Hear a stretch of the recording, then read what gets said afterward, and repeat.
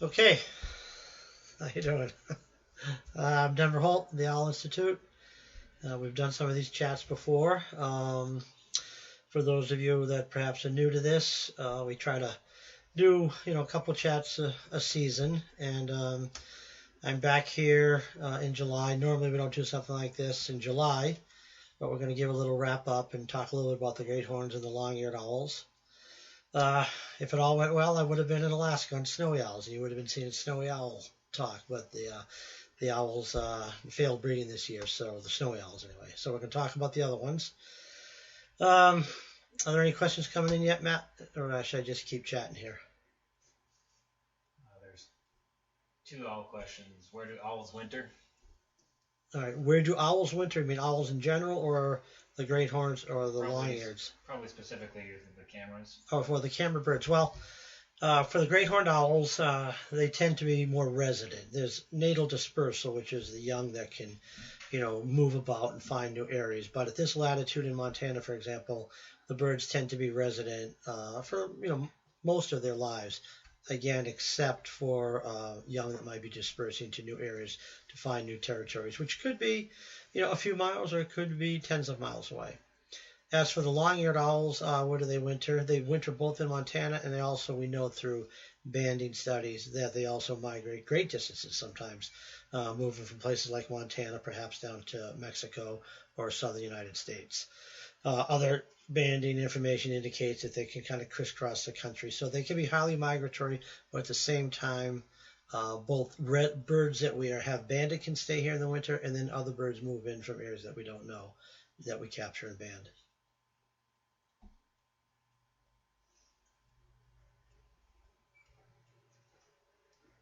Any other questions there? Comment here. Thank you so much for the opportunity to watch the great horns and the long-eared owls this year. They're wondering if the chicks have left the area, left the nest, left the area.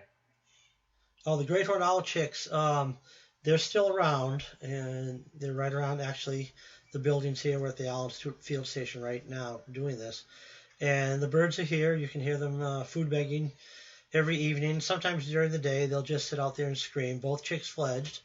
One's very light colored, and the other's fairly dark. And so they're just sitting around, hanging around the trees, in between the buildings, screaming for food at night and trying to, get a free meal from the adults. But they're still dependent on the adults for food, although they're probably, starting to develop some hunting skills.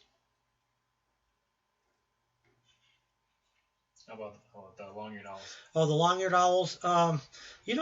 This is where the camera really added some new information to us last year.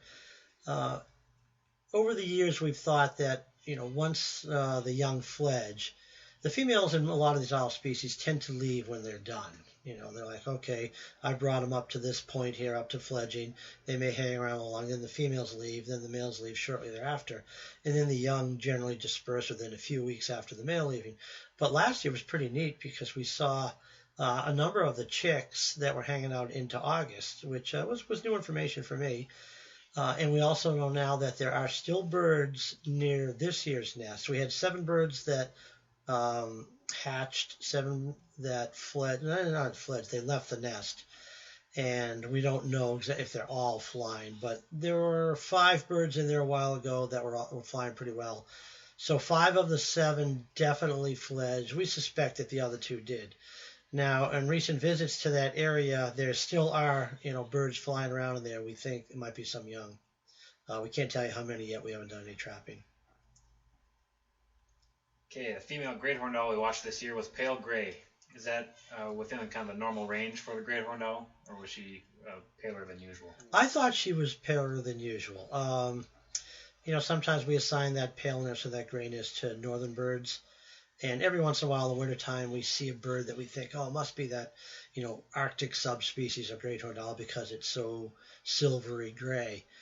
But I did think that this female was particularly light colored, and we tend to see that a little bit more in the prairies of Montana. So whether this bird came from elsewhere or it's just, a light colored bird that was born in this area and raised in this area and now is nesting here, I can't tell you that, but I did think she was kind of light colored.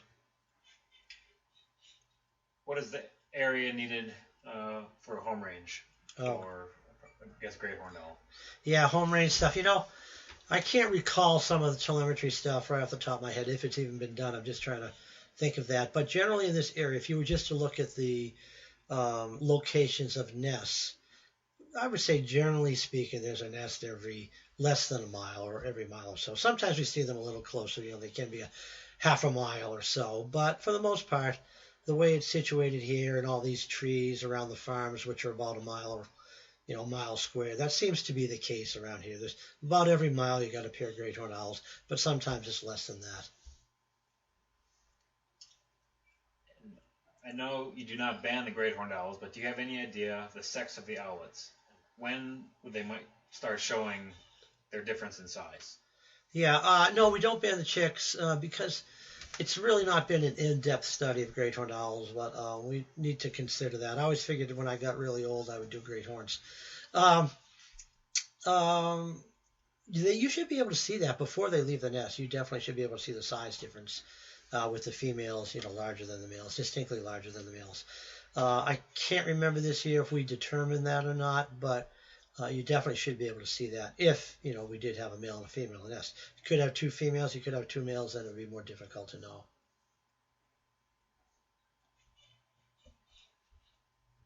Interesting. We have devised methods of doing that with snowy owls, but that's because the nests on the ground we're able to actually handle them, and we do see subtle color differences in their second down, that gray mesoptile down, and then we also see distinctive differences in the plumage marks on the feathers, and so we're able to sex them, and then we back it up by blood. But with the horned owls, we haven't got there yet. How far are the great horned owl chicks away from the nest right now? Oh gosh, I think that they're probably within 75 yards, 100 yards of the nest. They're just floating right around here in between the buildings and hanging out in the various trees right where they nested. And sometimes they've even been captured on camera recently as they come down. They perch on those dead trees right above the pond. And when will the great horned owl chicks get their ear tufts so we can tell them from the adults? Oh gosh, it's got to be coming up pretty quick here. I don't know how old they are right now. Do you remember, Matt, how old they are? But yeah, we should be able to start seeing the tufts develop. The last place is usually right in the center of the forehead is where you can see the down. But I think when I was looking out there the other day, that it looked like the birds had tufts.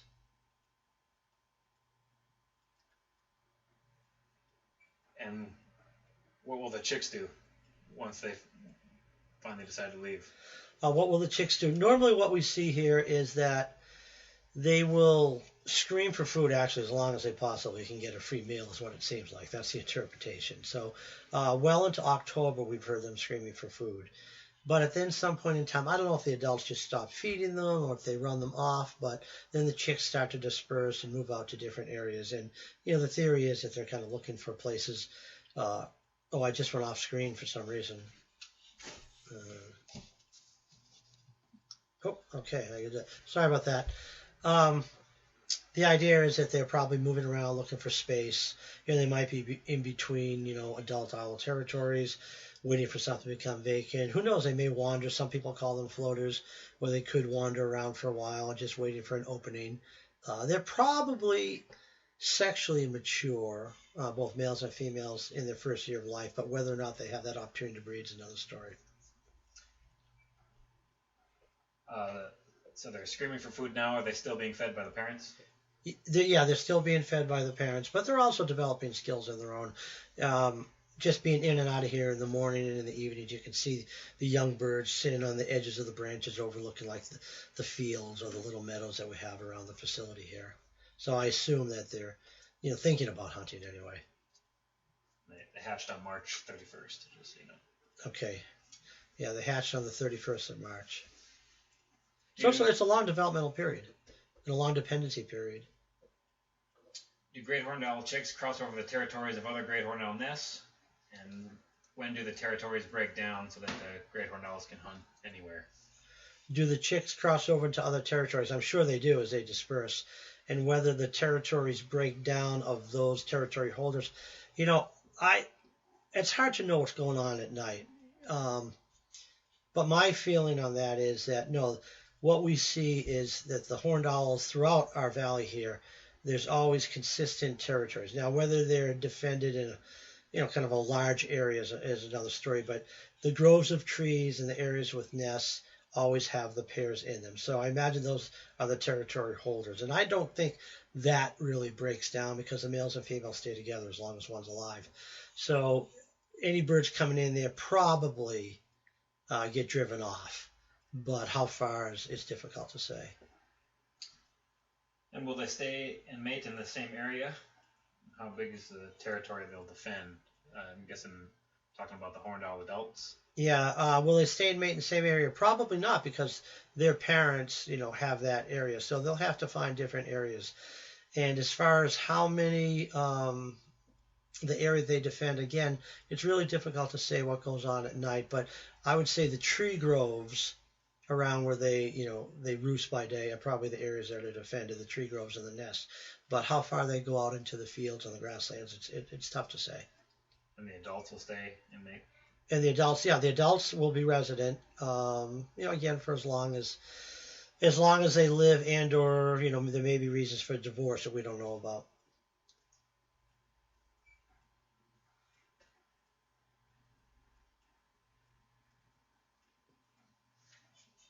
Did you ever figure out if the male long-eared owl is banded, and if so, what information can you tell us about him? The question again was that male long-eared owl, was he banded? Yes, he was banded.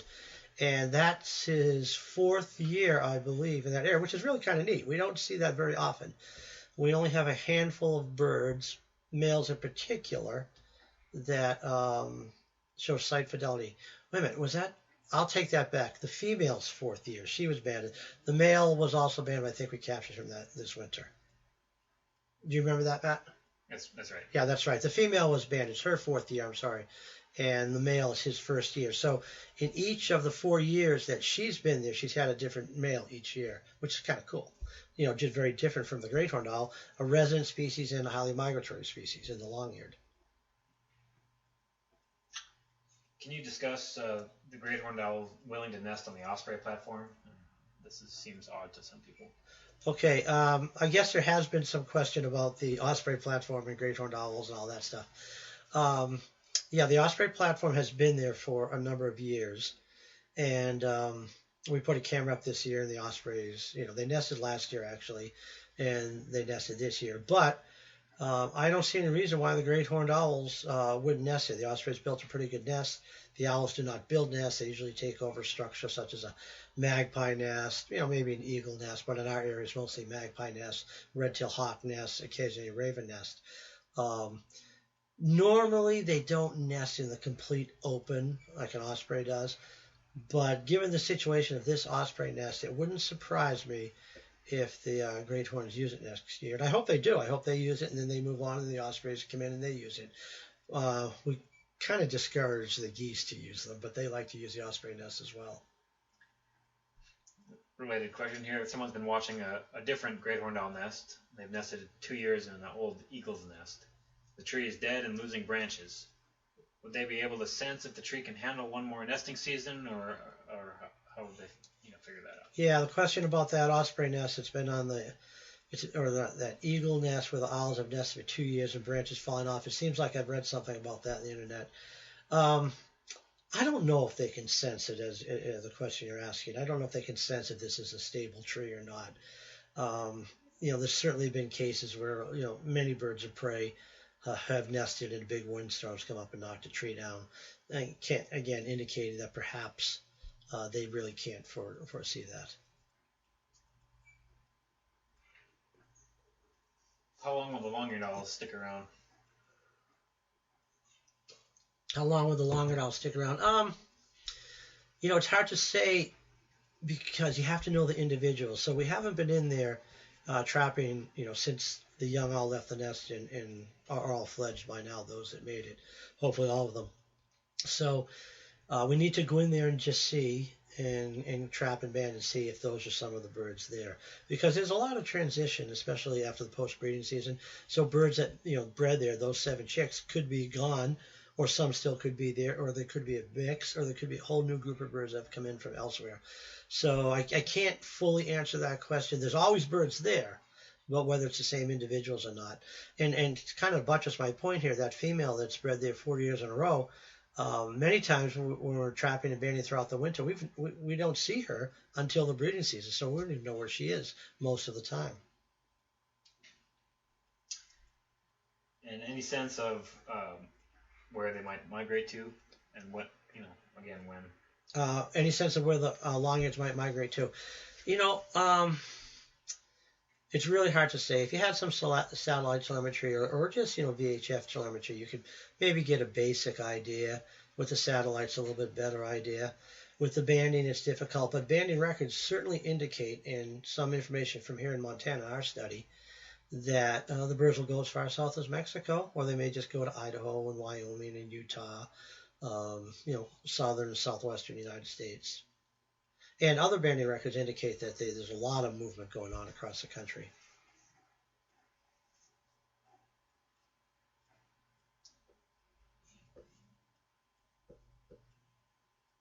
Okay, we're at a little pause here. So let's see. I'll tell you about snowy owls while we're waiting for another long-eared question. We did have 4 nests this year, and we were poised to get a camera up on the nest so we could do similar things that we did 2 years ago. But the lemmy populations, for reasons unknown, either never really took off or they crashed. And it's really hard to tell that, but our sampling of lemmings indicate a very, very small population or low population this year. And so the 4 owl nests that we had, and they had, I believe, 5 to 6 eggs per nest, they all failed. So it was a bummer. We had a camera set up on nest ready to go, and it failed. So we'll just hope for next year on that.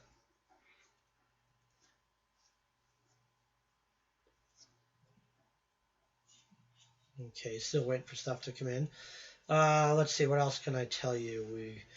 Our hawk owl project this year, we've decided that the 10th year is done. It's a very labor-intensive project, and we haven't been able to really put the time and the intensity that we like. We like year-round studies if possible, but intense studies during the breeding season. It's just been difficult to do, so we're going to probably wrap that up. In the past couple of years, we've been looking more at screech owls and great gray owls and trying to, in the preliminary stages of establishing some research projects on those. And we'll see. We've got a series of boxes up in eastern Montana the past couple of years and beginning to check them. And the great grays, we're starting to hone in on a little bit more of the nesting areas to start looking at doing some studies on them. Would the horned owls ever go after the osprey chicks? Would the horned owls ever go after the osprey chicks? I suppose it's possible, particularly when the osprey chicks are small early on. And I do believe that there's some data to indicate that occasionally horned owls do get a chick, as do bald eagles occasionally get a chick. And I think there's some information that was pieced together to indicate that horned owls may even kill adult osprey. That seems like a pretty big prey to me, but there seems to be some circumstantial evidence to indicate that. I would like to see it on film, though.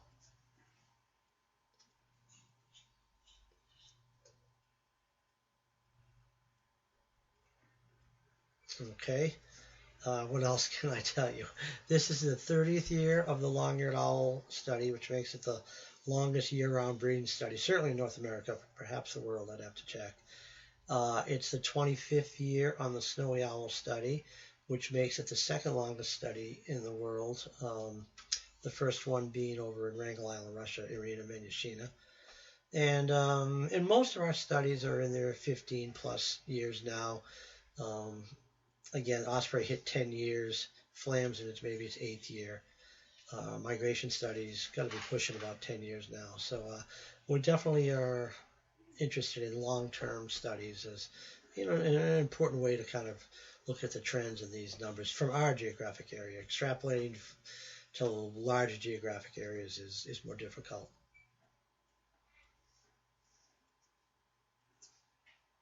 Is baby season over for all owls? Is baby season over for all owls is the question. Let's see. Do we call it baby season? We call it the nesting season. And then I guess if they're nestling, some people call them owlets. If you want to call them babies, that's fine.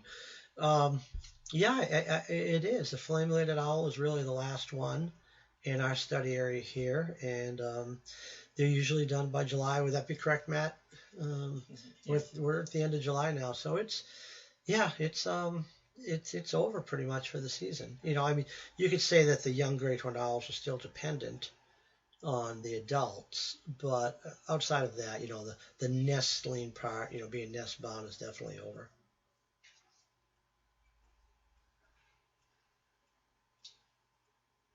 Uh, yeah. Any other owls breeding right now? Any other owls breeding right now? Again, it's the end of the season. Something like the great horn, which is dependent, for a long period of time with the adults for food, and also just tends to hang around and bum food until the fall. Other than that, for the most part, there might be some of the larger species like great grays and bards where adults are still hanging out, and young are still hanging out. But for the most part, it's tailing down and pretty much over.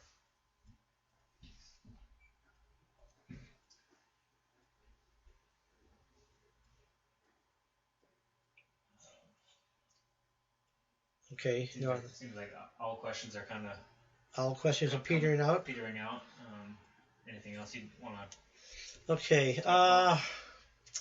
No, other than we've reached a couple milestones in the 30th year of the long-eared, the 25th year of the snowies, and we've got 20 plus years now on boreals and saw-whets and pygmies. We had an outstanding year this year with our pygmy owl research, and we've documented the synchronous hatching and synchronous nest departure and fledging of the chicks, which has kind of been an area of question in northern pygmy owls. Do they really hatch synchronously? Because the rule of most owl species is asynchronous hatching, because females begin incubation with the first eggs. And many, many years ago, myself and Bill Norton suggested synchronous hatching based on what we learned. But we were young and we could have been wrong. But we stuck with it, and we've tried to learn more. The past several years, our volunteer researcher, Steve Hyro, has proved synchronous hatching and synchronous fledging. So we're getting ready to deliver that at a conference in October. Since the Owl Institute is located out west, does that indicate that there are more owls out there than any other part of the country? Since the Owl Institute is located out west, does that indicate there's more species out here than any other part of the country? Well, maybe fortuitously. I didn't know when I settled in Montana that more species of owls breed in the state of Montana than any other state, and actually more species occur here. So we have 14 species of owls that breed in Montana, and the snowy owl comes down in the winter, making 15 species of owls. And so in the United States, that's the most species. I guess I just got kind of lucky on that. But that's not necessarily why I started it here. It's just where I ended up moving from Boston to Montana and liking Montana. And of course, becoming interested in owls. And there's so few owl researchers in the world. It was wide open, especially long-term studies on owls. So it was just lucky, just kind of fell into place. Do you study long-eared owls and great horned owls during other parts of the year? Do we study long-eared and great horn during other parts of the year? Absolutely. The long-eared owl study is really unique, and it's a year-round study. They're relatively easy to work with if you want to put the effort in. But the long-eared owl study, we get a little lull, I would say July and August, maybe a little September, and then we're right back at it. And some of the most fun, actually, is the winter studies of long-eareds, because they're one of the few species of owls in the world that actually come together to roost communally in the wintertime. And so communal roosts can be 2 or more, but these days it seems like 6 or 7 birds in a roost is what we tend to see. Many years ago, I would say you were seeing 10 to 15 birds in a roost, and so those numbers have gone down. But we do study them throughout the year. As far as the horned owl, the great horned owl is concerned, no, we don't really have a detailed study on great horned owls. The camera thing has really been neat for observational information, but we do see them. So everything we do on a yearly basis is kind of geared around owls, but the year-round studies on the long-eared owl are pretty neat. The horned owl, it's basically seasonal camera work that we do. We try to do a little bit of work on short-ears in wintertime. We do some work on saw-whet winter roost sites. Those are probably the ones that are real studies. The others might be more hobbyish, where we'll capture birds when we see them if possible. But the studies themselves, um, during the wintertime, it's mostly long-eared, saw-whet, and then a little bit here and there as we can get it. Because of the length of some of your studies, have you seen climate change affect the birds? Given the the longitudinalness of our studies, has climate change affected the birds? It's interesting. We really need to work with the climate change researcher. I don't want to just say that, yeah, it's happening, make that the default answer. I do think something's going on, and we can see it in particular the open country species. If we look at our snowy owls, their numbers are significantly declining up there in Barrow, Alaska, as are the lemmings.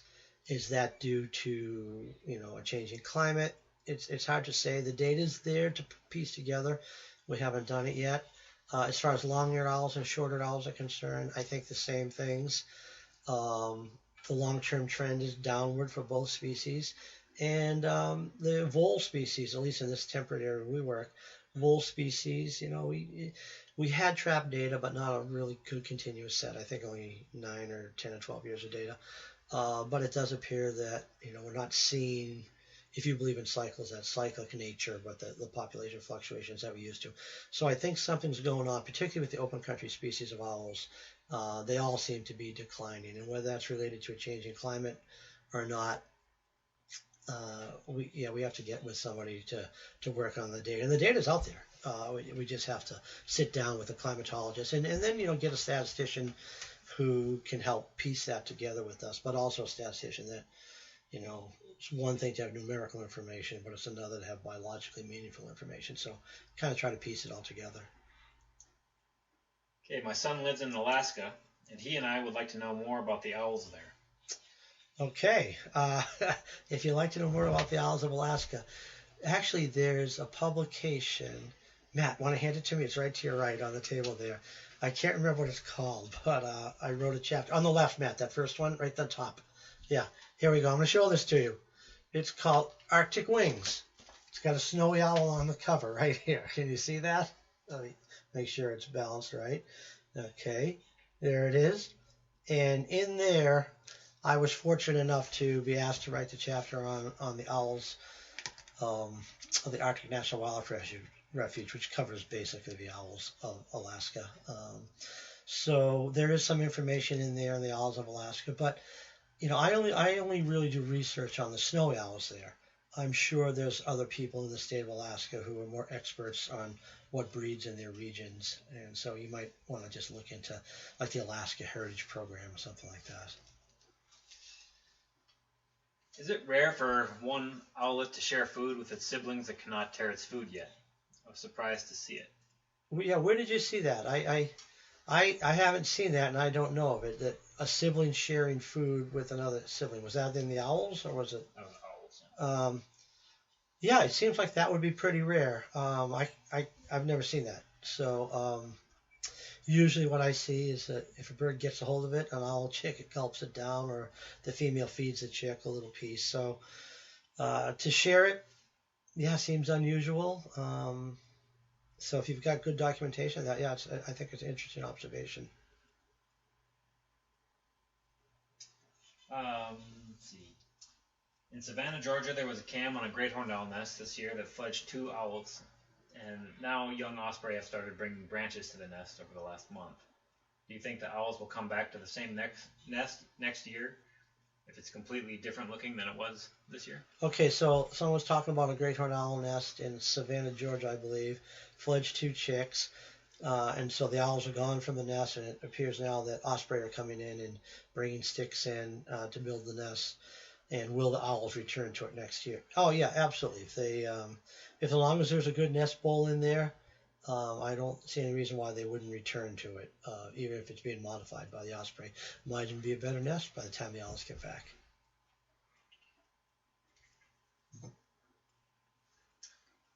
Is there a difference in egg weight between the first egg laid through the last in both owls and osprey? Okay, is there a difference in egg weight? I know there can be differences in sizes between them. We haven't done anything on mass in the owls. I know the data exists for ospreys, and I'm not sure about it, but size very often is different. The first egg lay, or the first two could be similar in size, and then as the clutch progresses, if you've got three like an osprey or four rarely an osprey, definitely there's a size difference, which again would probably indicate a mass difference. And with the snowy owls, we have a lot of the egg measurement data.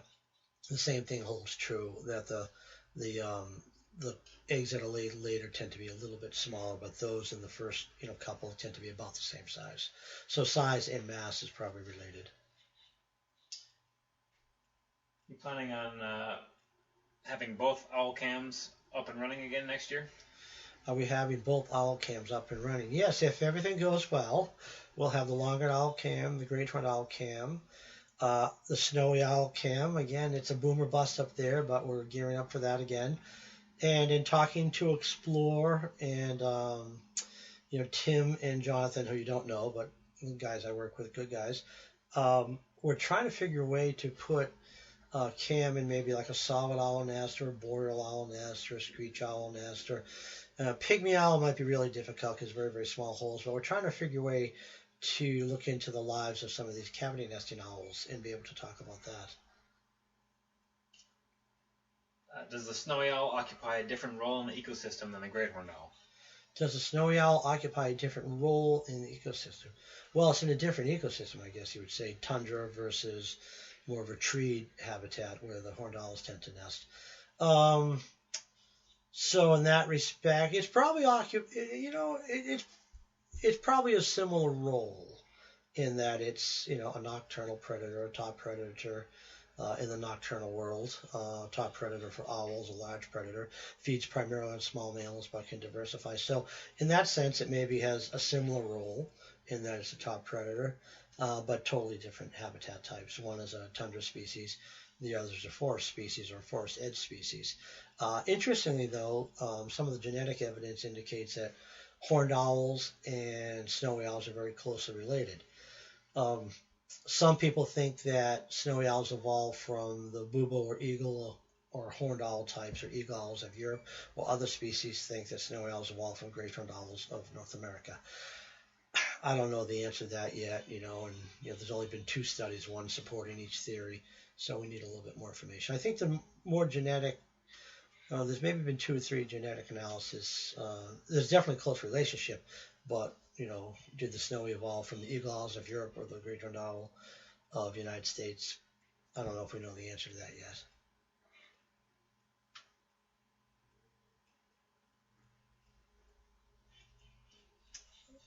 Okay, so I'm just kind of biding my time here. What about the Osprey? Any Osprey questions? We're not Osprey experts by any means, but we can tell you, because that Osprey cam is right on the border of the Owl Institute, we're able to observe it regularly, and so we can tell you a little bit about it. So if anybody has any Osprey questions and you want to move into that, go ahead. But I'll also field any owl questions. There was a lot of talk, early on about the 3 Osprey chicks. 3 is a decent number. It would indicate to me that there was good numbers of prey around, fish primarily, and that the male was probably a good provider, and the female maybe an experienced breeder as well. I know that there was a lot of concern about the 2 chicks, especially the older one beating up on the younger one, which was just 2 days behind it. I can't remember the exact dates. I think it was the 11th that the first 2 chicks hatched, or maybe the 11th or 12th of I don't know what the heck was that date there. 11th or 12th of April. No, take it back. Of June, 11th of June, and the other one on the 13th of June. So it was 2 days behind and had definitely a disadvantage. And it's not uncommon for that to happen. It's really sad to see it happen, but it just happens. And the 3rd chick in many osprey nests is at a real severe disadvantage, and it's only a very small percentage of the time that the 3rd chick is able to make it. Okay, one more owl question here. Okay. Is there any advantage, or what, if any, advantage would there be to owls hatching their eggs synchronously, or alternatively asynchronously? Yeah, is there any advantage to the owls hatching the eggs synchronously versus asynchronous? And yeah, there's a whole lot of theories on this. Asynchronous hatching as a buffer against food shortages and things of that sort. Where if food is in limited supply, they can always have the other chicks to eat and get you through. I don't know if that really explains asynchrony or anything like that. This head start hypotheses, those get a better jump on things.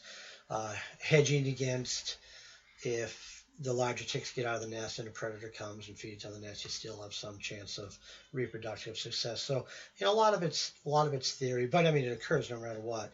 As far as a synchrony in the pygmy owls, yeah, that's interesting. I'm not sure if I know what the advantage is. One of the things that we think about is, in that is that pygmy owls nest in such small holes that we can barely get 2 fingers inside the hole, that maybe they don't need to get in there and be rushed in order to incubate and get their brood hatched and out and about before there's any active predation, because very few things can get in the nest cavity. So again, it's all just theory. But that's one of the only things we can figure so far in the synchrony of the pygmy owls, that maybe they just don't have to.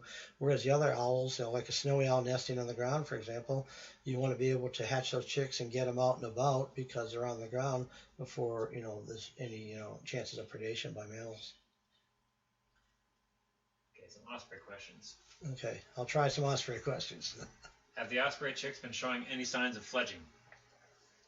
Have the osprey chicks showed any signs of fledging? I think they're 47, 48 days old today, and if I remember, the literature indicates that probably in that 55 or so day range is about when they start fledging. I haven't seen them up there pumping their wings yet. Maybe you guys have.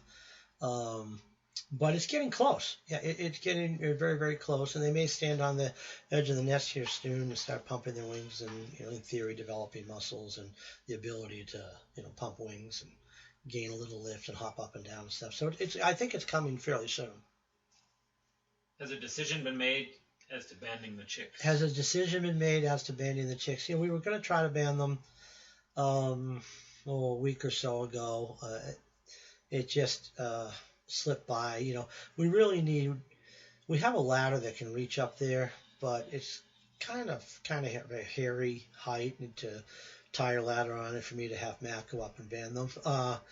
So we need a boom truck in order to do that. We just haven't been able to secure a boom truck, so we're probably going to let it go this year. And then there's some indication in the literature. My friend Rob Dominich, who runs the Osprey project here in the Missoula area of Raptor View, he suggests to us that we want to ban them right around 40 days of age before they can potentially leap out of the nest. And so when they get a little older and a little bigger, like they are now, a little more mobile, if you get up into the nest, there's a chance that they just might bail out and not being able to fly, but at the same time being able just to jump down and glide down. Then you'd have to get them and bring them back. Hope they stay. And we see the same thing in some of the owl nests, that we want to get in there and ban them before they're more willing to jump out of the nest. The long-eared owl chicks, we try to ban them at between 2 and 3 weeks of age, because they'll just bail out of the nest. With that, it's easy. We can just grab them and put them back. With the osprey, it'll be a lot more difficult. So I think we missed our opportunity this year based on just not being able to get up there with something like a boom truck. Hopefully the birds will come back next year. Unfortunately, we won't know who they are. There's no field marks. We have asked you guys to look at the male and the female and see, you know how it is. Did he have any tattoos? Did he have any scars? When he robbed you. Well, that's what we want you to do. We want you to say, look at these birds. Is there any feature? Morphological feature, or does one eye work and one eye don't? Does he have a broken toe? Does he have 3 toes or 5 toes? That we could use to identify the birds so they came back next year. As far as the chicks go, if they make it to fledging, once they leave, the data indicates that they will move to their winter areas, and they'll stay down on their wintering areas generally for about 3 years. Occasionally birds come back in their second year of life or after their second year, but mostly the data indicates that the birds don't come back to their kind of natal area, let's say, until their third year of life, and some even in their fourth year or longer. Will these chicks migrate alone or with other osprey?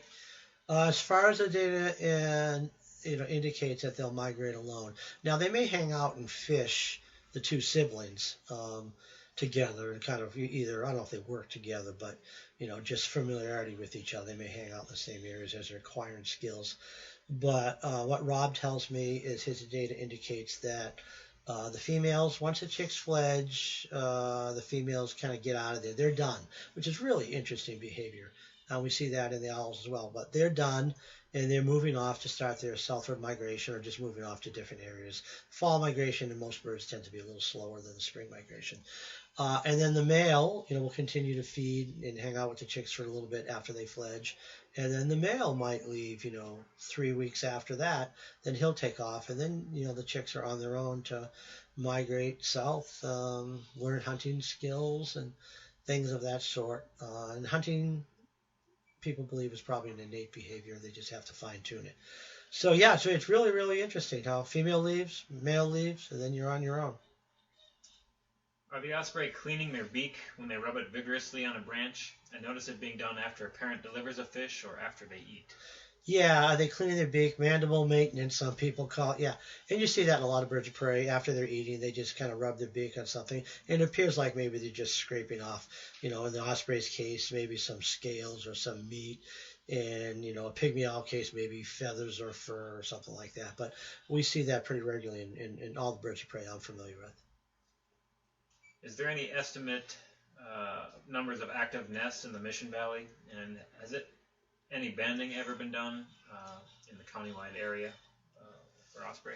Yeah, in the Mission Valley, there's a lot of nests in the Mission Valley. I mean, we have what ospreys really like. We have a lot of shallow water, and where they can catch fish, usually within a meter of the surface. I don't know the population estimates. We live in the Flathead Indian Reservation, and the Tribal Wildlife Department does tend to keep tabs on bald eagles and osprey, so they may have some numbers. I can't recite them to you. For the most part, there hasn't been much banding of ospreys and very little food habit stuff. But I think it's just been kind of a, counting the nests and keeping an eye on where nests are and their activity. But we do have a heck of a lot of osprey because we have the ponds and we also have the river system here as well. There's quite a few ospreys and bald eagles that nest here. At what age do osprey chicks start to expel pellets from their crops? What does it sound like? And how often do they do it on average? At what age do they expel pellets? I don't know that with the osprey. We would have to look. It seems like in the owl chicks that we deal with, it starts to push in 10 days, 2 weeks or so. And there's probably not much to spit up when they're young because if you notice, I mean, we have a scope on the nest. We can watch them, and you guys can watch them, is they just get small pieces of flesh that the female feeds them. And then, at this age now, they can gulp down big pieces of meat. So, I don't know the answer, but I suspect it's probably a couple weeks, 10 days, a couple weeks or more before they can spit up a pellet. What it sounds like, I don't know what it sounds like. I go, who knows what it sounds like. But anyway, that's the answer. How often do they do it on average? How often do they do it? I can't tell you. I don't know the answer to that as well. And I would probably have to consult with Rob Dominich, and he might be able to provide that answer. Actually, you viewers probably have that information. Those of you who watch those nests attentively, you might have a pretty good idea. It all just depends on how big a meal you eat. I'm sure, the average meal might produce, 1 to 2 pellets per day. It might not. And I don't know what it is in osprey. I have a better idea in owls. Will these chicks likely return to the area next year? Will they likely return to the area next year? No, not next year. The data indicates that when young osprey move south in their first migration south, that they tend to stay in their winter range for generally 3 years. There's a small percentage of birds that can come back to 2 years. When they do decide to come back, however, yes, they do come back to the natal area, and then from there they may disperse, not too far from the natal area. They tend to get back here. Males are a little tighter to the natal site in osprey than females, but they move back to the general same geographic area, with males showing more site fidelity than females. And the same thing in the winter.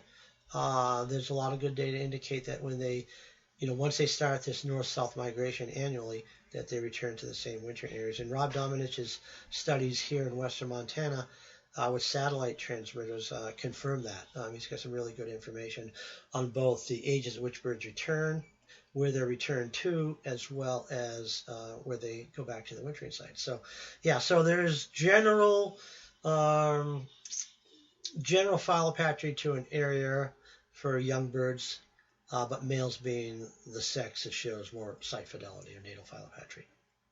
And when they return, would they be the intruders or floaters around the nest? Okay, so and when they return, who will they be, right? Will they acquire territory? They probably will be looking around to acquire territory. I don't think that the opportunity is always there. They may just go through the motions for a couple of years after that.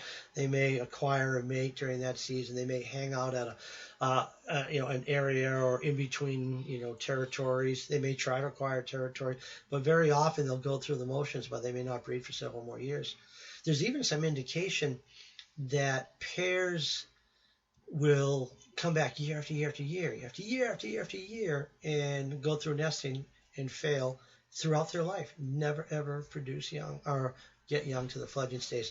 And then reproductive success, that's a tough one. We kind of measure it conveniently as how many young produce. So you might say reproductive success at this nest here is 2. That's not really reproductive success. The measure of reproductive success, if those young come back and produce their own young, then the parents are successful breeders as long as their young reproduce. But right now, they're just, that's just a measure of fecundity. They produce too young to fledge, but in order for them to be reproductively successful, the adults, their chicks have to have chicks. The frequency of intruders at this nest seems to be high. You mentioned that there's a lot of other nests in the valley. What's the approximate distance of the closest one to this nest? Yeah, the frequency of intruders, it's really been neat to watch. Outside of your camera angle, we get to watch it a lot, and it can go on for hours and hours and hours. And it's the male chasing. It's tough to say if those are males or females, but he appears to be chasing both sexes around. I watched him the other night, the male chasing off 3 to 4 other osprey. He moves a little bit to, let's say, the east of you. I don't know if you can see it in the camera, but there's another osprey nest, but that's still within what appears to be within his territory because he perches there all the time. And just because you don't see the birds on camera doesn't mean they're not around. I mean, sometimes they're sitting on the fence below the camera. I know there's been concerns over the female. But the closest other osprey nest, I'm just trying to think, is about a mile away. There's one on the highway to the west about a mile away, and then there's maybe a little less than a mile. Then there's another one on the south end of the reservoir, which is definitely a mile plus. So yeah, the next nest is quite a ways away. But yeah, this male, he engages in a lot of, I guess, territoriality is what you might say. So if these ospreys return to the nest next year, is there a way you could use voice recognition or a voice recognition program to positively ID them returning since they're not banded? Yeah, absolutely. And we talked about that earlier on. It's a good question. Can we use voice? And so what we thought we could do is with the Explore cameras, everything is recorded. So we could actually go in there and get a voice signature of the male and the female. And we all know how noisy that female is. So we could get a voice signature, and if they come back next year, it would be a great way to ID them. Of course, banding would be the best way to do it, or color marking. You could collect feathers and do genetics, but it's kind of time consuming. But if we had voice signature, I think that's got a lot of potential. So those of you out there who are skilled in doing that, and perhaps maybe Explore would like to do that, we could get a tape of their voice, and we could do a sonogram, and then maybe we could get a signature and identify them that way. I think that's got potential. Do the head feather color patterns change with each molt? Do the head color feather patterns change with each molt? Gosh, I don't know. I don't know. Once they acquire their basic plumage, and of course they do molt, seasonally, annually. I don't know. I don't know the answer to that. I don't know the answer to that. With snowy owls, it's a little bit easier because if you're a male, because eventually you turn almost pure white. But I don't know the answer with the osprey. It's maybe something you guys can do. You can take snapshots and maybe figure things out if we knew that we're dealing with the same birds. We do know that in some species, incoming feathers are similar yet different each year because people have tried to use in some of the eagles, for example, and hawks, the same feathers to identify birds from time to time. But in some captive studies where that same feather is molted each year and you compare them, there are differences in markings. So I don't know. I don't know. You guys can work on that. When the chicks fledge, will they no longer have contact with male and female? When the chicks fledge, will they no longer have contact? Well, fledging's coming up. If it's on schedule, according to the literature, right around 55 days or so, let's say. Again, just to repeat myself, females will be around for a little bit, but then they'll take off shortly after the chicks fledge. They may fledge, but they'll still stay in the nest or maybe the nearby trees. And the males will stay around for, a few more weeks or so, and then they'll leave. And so, what was the question again? Will they have any further contact? Oh, will they have any further contact? Yeah. So no. Once the females leave, then the males shortly thereafter, then the chicks they're on their own. And who knows if they'll go to the same areas? Are they innately programmed to go to the same wintering areas? I guess there's not a lot of studies on the wintering grounds. One of the neat things is that now with the advent of satellite telemetry, and satellite telemetry in these ospreys have been going on since 2000s, in the Midwest or the Upper Great Lakes region. They've done a lot of really good work there too. And now with Rob Dominich's work and RaptorView here in Western Montana, we know where these wintering areas are, but now we need to study them and get down there. And with the marked animals that RaptorView and Rob Dominich's project has, they have a number of birds. They have a very, very high re-encounter rate of their color-marked birds, like 12% or so. Now it would be neat to get down to the wintering areas. You could figure out where they are through the satellite telemetry and get down there, and maybe you might see, do family groups end up in the same area at some point in time? We know that adults show fidelity to the winter site, but do chicks end up in the same wintering areas as their parents? I don't know the answer. But you want to check out RaptorView's website. And I don't know what it is, but look up RaptorView of Western Montana, and they'll provide some good information, some really cool maps for you. As they choose mates, are they likely to be the same age or an older, younger couple? As they choose mates, are they tend to be the same age or an older, younger couple? I'm just going to kind of defer to literature, and I think there's mixed reviews on that, and there's mixed reviews. There is information on that. But what you probably would do on that is check out the Birds of North America online, the Osprey species account, because there's some data in there provided by Alan Poole and his co-authors, and some good information on stuff like that. And then success with age, and even the suggestion of senescence with age and productivity and things of that sort. At what age can you start to tell a chick is male or female? What do you look for to determine if they are male or female?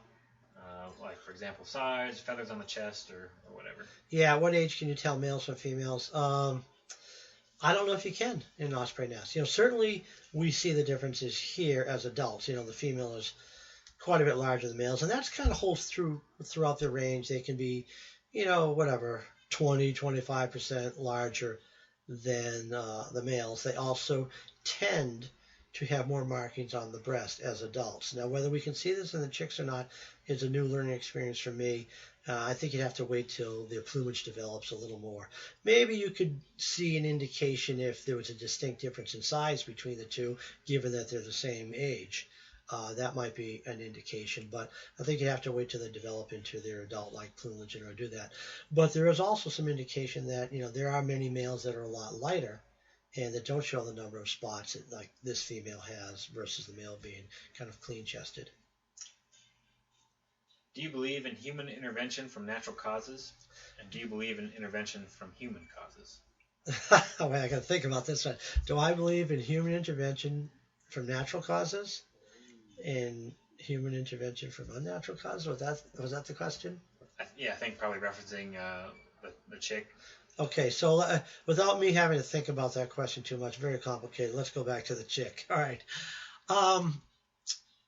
What I do in our studies, and the people that work with us, Matt, who I'm talking to right next to me, is our lead researcher. We don't interfere most of the time. We only interfere if, for example, if someone shot a bird, yeah, then we're going to go help it. If a bird flew into a wire, then we're going to help it where we can.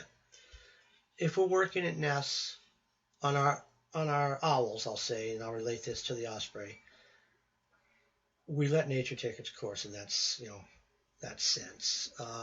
We see birds that we know in our nests, snowy owls again, for example, who can have a large clutch size of up to 10 chicks in a nest. We can tell when chicks are going downhill, and we don't do anything as long as we didn't cause it. What we do is we monitor their life, and we try to figure out, well, why didn't this chick make it, or why did these chicks make it? And so that's just our philosophy. And it's the same thing with those ospreys. I know there was a lot of chatter on what to do and rescue and this and that, but we really don't know. Was it a totally healthy bird? Maybe it was. Maybe it wasn't. Was it really meant to live? Maybe it was. Maybe it wasn't. And as lousy as it looks when the big one is pecking on its head and twisting its neck and doing all the things that it does, we just let those events occur. So yeah, that's a tough call because we're all concerned. We all want to help, we just try to be hands off in that sense. I mean, we obviously handle birds to do research and stuff like that, but we try to be hands off in that sense. So that it's a tough call. You hate to see it. It's a tough call, but some make it for reasons that they're supposed to, and maybe others make it for reasons that they're not supposed to. And I don't know. Our decision is to monitor it and try to figure it out and try to learn the causes of why certain individuals in a nest don't make it and why some do. And most of the time it's food related. The ospreys seem to be a little cooler. They're kind of laid back. Everybody's happy and stuff like that. Even though some die because they're out competed for food. But we don't just see that overt aggression that you saw in the ospreys that a lot of people see in eagles and a lot of people see in herons and birds like that. Hope that helps. Is an osprey pair loyal to each other or the nest or both? Is osprey pair loyal to each other, the nest, or both? Yeah, the data does indicate that that once a pair establishes itself, even though they may not migrate together or winter together, they do arrive back at the same areas, and in many cases there is strong mate fidelity. Sometimes it changes over for reasons that we don't know. And just because a bird does not show up, if you've got this pair, we knew who they were, and the male shows up and the female doesn't, it doesn't mean it died. I mean, maybe it did mate switch, but there's a lot of good indicators to show that there is mate fidelity for prolonged periods of time. And if one returns and not the other, will the returning one stay with the nest? If one returns and not the other, will the returning one stay with the nest? Yeah, that tends to be the case. The case where the males do return to that area. And I suppose there's a period of time where, maybe he waits, and then if she doesn't show up, he finds somebody else. And maybe it's the same for females too. If she reaches the male's not there, how long does she wait and vocalize for him? And then maybe at what point in time do you choose another mate? How long can a chick go without food before it becomes a problem? How long can a chick go without food before it becomes a problem? I don't know the answer. I imagine they could go a couple days, but I don't know the answer. I'm just guessing. Heard what sounded like one of the chicks sneezing this afternoon, twice. Then on another osprey nest chat somewhere, someone was saying they heard one of the chicks there sneezing. Do they really sneeze? Do they sneeze? Someone heard them sneezing. I don't know. I saw my cat sneeze recently. I don't know if they sneeze, but why not? Was it a sneeze or was it a cough or I don't know. I don't know. And your observations sound like they're pretty good observations. It looked like a sneeze, but I don't know. What are the odds of an intruding osprey harming the chicks? What are the odds of intruding osprey harming the chicks? We haven't seen it, but then again, the osprey cam is new to us here, so I would have to defer probably to the B&A account on that one. And also, with these cameras, we are learning a lot more, for sure. I think that the biggest problem, not a problem, but maybe the biggest threat is going to be bald eagles in certain areas, ospreys and eagles nest, and then maybe occasionally great horned owls. I don't know about other ospreys coming in snatching a chick. It's probably in the B&A account. If you read that, the Birds of North America Online, the Osprey Species account, there might be some information there. I haven't seen it, but then again, we've only had 2 seasons of these osprey cams. But there's definitely a lot going on as far as intruding birds coming in. There's no doubt about that. And what the significance or meaning is, I don't know. I really think a lot of it has to do with that other nest platform, which is only, I don't know, maybe 200 yards away, maybe less. And there it is, a nice platform, and maybe some other birds want it, but this male is not going to allow it. And even the female gets involved, as you know. What have you learned anything new from observing this nest? Have I learned anything new? I'm learning a whole bunch about osprey. If you guys get to watch it on camera, I don't watch as much on camera as I do, through the scope. But yeah, I'm just learning a lot about them and, reading a little bit more. We've traditionally been owl researchers, although, we've been birds of prey, I would say birds of prey experts, for many species over the years, but our concentration definitely is owls. So I'm learning a lot about them. And unfortunately, Rob Dominich of Raptor View was supposed to be here today, but he had a conflict come up, and, he would have been a really good source in order to discuss things with you. So I'm kind of filling in for him, and he sent me some notes and things like that. So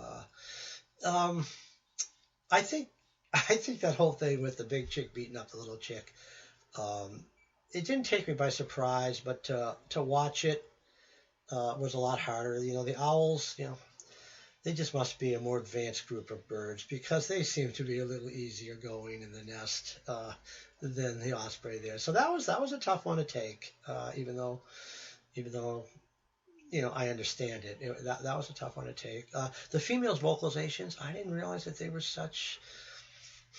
so demanding, may I say, without insulting anybody. She is continuous, and that would drive me absolutely out of my mind. And so I learned that. I've watched them fish, right off the top there, and then they're always nearby. They're not far away. The female will very often, she'll just go down below on the fence post and feed for a while. And I know you guys, I haven't seen the female in hours, but from my vantage point, I know she's right there, and I know where the male is. Most of the time they're right around, even if they're not in camera view. No, it's been pretty neat. It's been pretty. They're very, very, very well studied bird of prey. They're probably one of the most well studied birds of prey in the world. And of course, their distribution is cosmopolitan. They're found everywhere. So yeah, I'm learning a lot about them. It's been fun, and hopefully each year I'll be able to add a little bit more to my knowledge base to transfer that to you. But if we get an expert in there like Rob Dominich, he's been running that program out of Missoula, Montana for, gosh, I want to say 2006 now, maybe a little bit more than that, but he does a lot of really good work on diurnal birds of prey, and we do nocturnal birds of prey.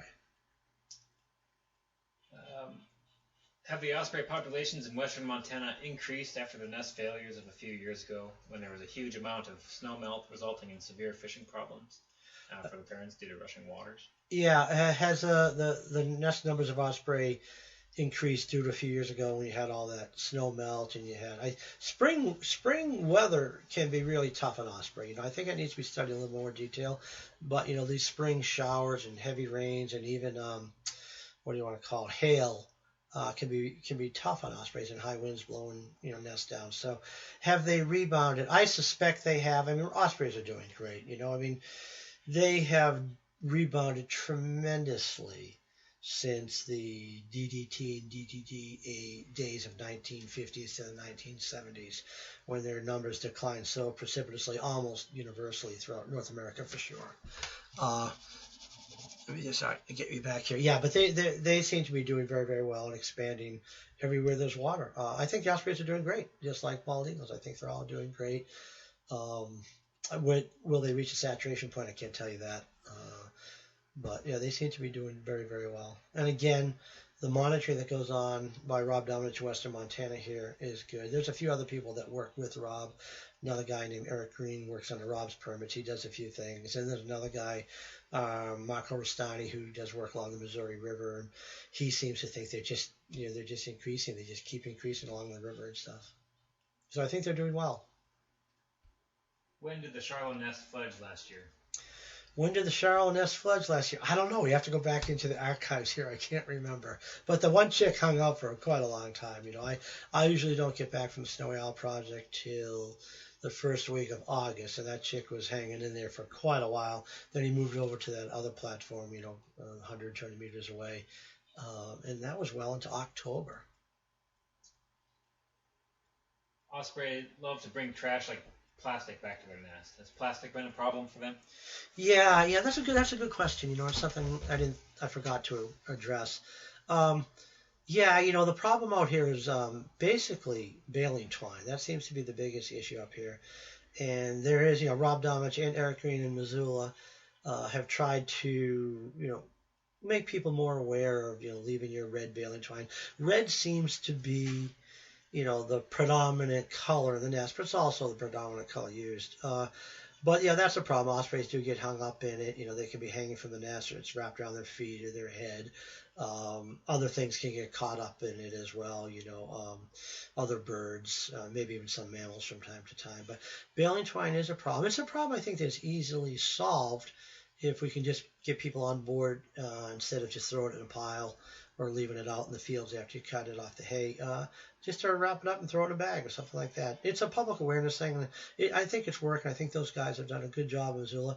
One of the other things that's interested me since this is taking baling twine, taking the different types of baling twine and cutting lengths that are relatively the same size as a stick of the nest. I don't know why I thought of that, but cutting these lengths and presenting them to Osprey, but presenting different colors and seeing if color is important in selection, because we know there's black baling twine, there's yellow baling twine, there's green baling twine, and there's that red-pink baling twine. And if it's something as simple as maybe they like the color, then we could tell industry, if we did some kind of experiments like that, we could tell industry, all you got to do is just change the color, and they're not going to pick it up to like a neutral brown.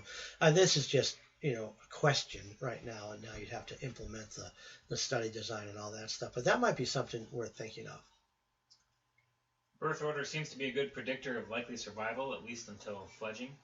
What decides how many eggs are laid? What decides how many eggs are laid? Alan Poole addressed that in his monograph, or the B&A species accounting, and in his book, which was published in '89 maybe. I think he concluded that he didn't know. To me, it would be, if it was owls, it's all about food. But I think Alan looked at everything and he wasn't sure. Food definitely has to be related. But he addressed that, and if you go to the B&A account, you can see kind of a summary of it.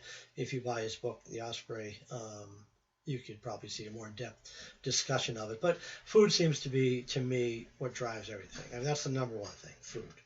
And then if you don't have food, you can't breed. And so that would be my default answer. When the young ospreys migrate to South America, do they hang out in large groups or are they solitary? Do they hang out in large groups or on their wintering grounds, I guess, whether it's in southern U.S., Mexico, Central South America? Most ospreys are solitary outside of the breeding season. There is data to indicate that in some areas, maybe because you have high densities of fish or something, where you can have what appears to be groups separated by, a little space anyway, but 6 to 10 birds. But for the most part, most of the researchers seem to indicate that they're solitary outside of the breeding season. Are osprey in the historical record for this area of Montana, 1880s, or have they expanded their range during the 20th century? Are they in the historical record for this area of Western Montana? I can't tell you that. There is a new book on the birds of Montana out by Jeff Marks and a few other authors. I think Dan Casey and Paul Hendricks. And I think they do a good job. I haven't seen the entire book, but they're good records people. And so they probably would have that type of information. I would also be the first to check Lewis and Clark and see what they said along there. But right now, I would say I don't know the answer to that. If and when they fledge, what happens if they hit water? Oh, what happens if they hit water if they fledge? You know, that's interesting. I'm sure they just swim to shore as long as they're not too far away. Osprey are known to swim. Snowy owl chicks are known to swim. So I'm sure if they go out there and they fledge and they end up in the drink, they'll just swim to shore. Hopefully it's not too far. How often do osprey chicks overeat and end up flipped on their backs? This happened also at the Audubon nest in Maine. Most times do they get successfully back on their feet. How often do they eat too much and get flipped over on their backs? Geez, I don't know if those are related, but you would think that a healthy bird could right itself. But again, I don't know. That's one of our researchers' dogs. So I don't know the answer to that. I know that there was concern at the nest here that we monitored that the chick got flipped over on its back and couldn't right itself, and whether it was too weak or not strong enough or just can't do it. I don't know. And then there was kind of the idea that the others got on top of it and may have suffocated it. I don't know. It's just I don't know the answer. Any idea what percent of hatched chicks live to fledge? Are they relatively safe in the winter area? And what percent actually return in 3 to 4 years? Oh, yeah, that data, what's the percentage that hatch, that fledge? Generally, it's the first two in the nest, I think, where the high percentages is, rarely the third. And then the percentages that come back. There is some good data on that from the banding summaries that were done by Alan Poole and this other guy. And that, I read them actually before this talk here, and I can't recite them to you, but there is data on that. And again, if you go to the Birds of North America species account, they have a pretty good breakdown of that. Really good information on who comes back and what the percentages are when they come back. I think 50% of the birds that are 2-year-olds come back in their second year, and then it goes down progressively after that, 3-4 years. But the B&A account would be the place to go for that, and you can access it online. Here's an owl question. Will the owls recognize their parents or siblings when they meet in the wild, if they do? Will the owls recognize their parents or siblings if they meet in the wild, if they do? Boy, can't tell you whatsoever. I can tell you that the great horned owls will bum food from their parents right up until October, and sometimes even longer than that. And so they're definitely recognizing their parents. But after they leave, a year later, years later, will they recognize each other? I don't think anybody knows the answer to that. Do you watch any other owl nests, such as the Savannah, Georgia, great horned owl, or osprey, Audubon, Maine, Chesapeake Bay nest for your research, or just mainly there in Montana? Yeah, the question is, do I watch other nests? I hate to tell you, but I'm aware of other nests, and sometimes, I might check something out, but we're just so busy that we don't do that. But what I think is interesting, there's a lot to learn. I've watched our nests, and I've learned things that I just didn't know, and I've been working on owls for my entire research career, 35 plus years. I think there's a lot to be learned by these, and I think if someone wanted to do behavioral nesting behavior studies, it would be good. We had a girl from England contact us, and she wanted to do a dissertation on that. I don't know where it stands. We haven't heard from her in quite a while. But there's certain things that not only a student can do, but also you guys can do. You guys can sit down and set something up and quantify it. So getting back to it, no, I don't watch them. I just don't have time. And and the other thing too is we're unusual in the sense that we're full-time, year-round field researchers, and we have our office time and all that. And so we're out and about working on owls for life, not just going out, periodically during the breeding season or something like that. I hope that answered that. And I don't mean to diss the other cameras. There's some really cool cameras there, and there's a lot to be learned. And I read the comments from time to time. And our assistant, Tony McNamara, who's fabulous of filling me in on what's going on, she watches all the other cameras, and she watches all the comments, and she'll summarize stuff for me. So I have a little bit of information, but I just don't have time to watch them all myself.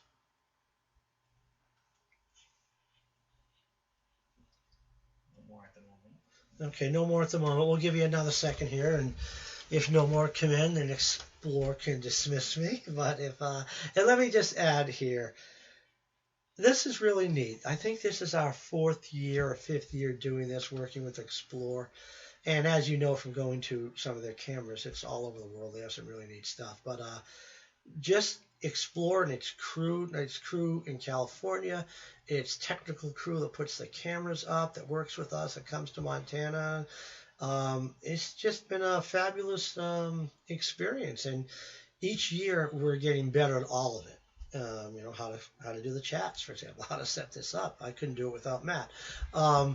The information we provide, the knowledge that we learn. So it's a really great tool for public information, for education in a sense.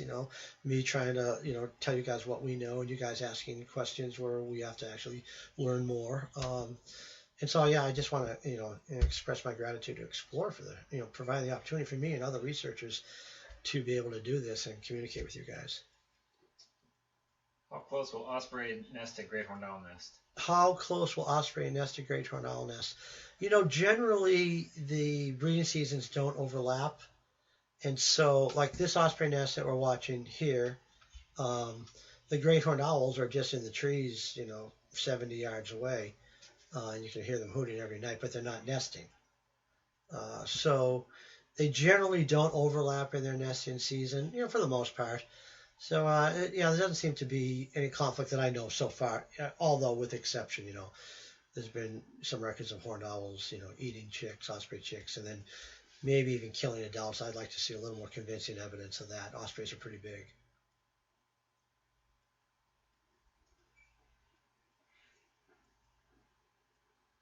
Still waiting? Okay, all right. Let's see, what else can I add here? Oh, this is what the BNA account for the birds of North America looks like, if you guys. These days are all online.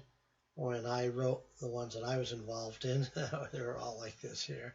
And so this is one by Alan Poole and colleagues. It's very good, very detailed. And and what's interesting too in reading this and trying to prepare for you guys is that there's very few long-term studies on osprey. The Owls Institute's always promoted long-term studies, or it's just important. The other stuff is, it's neat, anecdotes and stuff like that. But the long-term studies are only going to tell us, how the trends are. But in osprey, there's really, I think out of the Great Lakes, maybe it was Michigan or so, it was up to this point where Alan wrote this. Only one long-term study, and I mean long-term, 15 years. I don't mean 5 years. Minimum of 10 years is what we like to see at each study, but really good, serious studies, have multiple years. And for a bird that has been so well studied, I'm surprised that there's only really one long-term study. I think Rob Dominant is kind of building on that. He's got 10 years now, and the first 3 years of any study, not just his, but any study, is learning. And so then after that, you can start to put things in order and add and delete as you need. And another interesting thing, too, that I read was that someone had asked about the fossil record in osprey. And so I kind of looked into it a little bit, and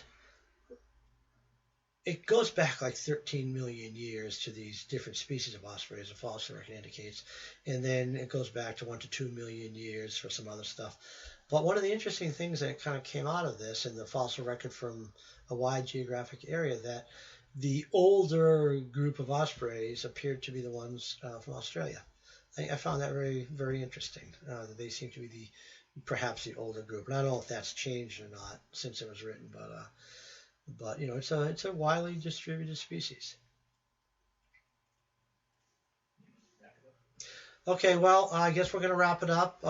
Thank you very much. Enjoyed the questions.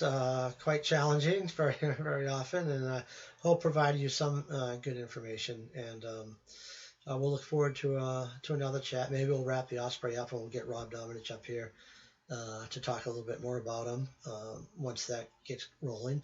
The owls are pretty much done for the season. We might try a winter. If we can get a winter roost with long-eared owls, we might try that. I'll have to talk to Explore. I think it'd be really exciting to have 6 or 8, 10 long-eared owls sitting there.